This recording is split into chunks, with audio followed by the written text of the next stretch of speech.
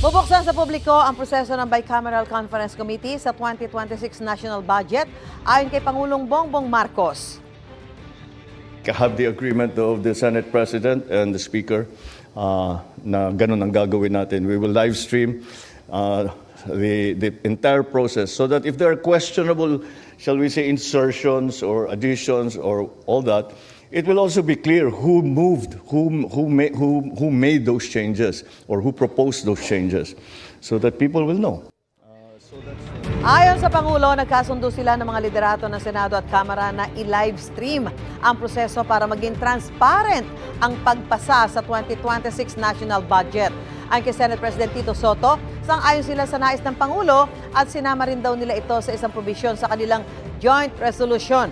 Suportado rin ni House Speaker Bogie D ang pagsasapubliko ng proseso ng BICAM sa national budget para maibalik ang tiwala ng taong bayan sa Kongreso. Aprobado na sa ikatlo at huling pagbasa sa Kamara ang 6.7 trillion pesos na 2026 national budget. Kailangan ding aprobahan ng Senado ang bersyon nila ng panukalang budget pagkatapos tatalakayin ito sa Bicameral Conference Committee para i-reconcile ang magkakaibang probisyon. Saka ipadadala sa Malacanang para sa pirma ng Pangulo para maging ganap na batas. Gusto mo bang mauna sa mga balita? Mag-subscribe na sa GMA Integrated News sa YouTube at tumutok sa unang balita.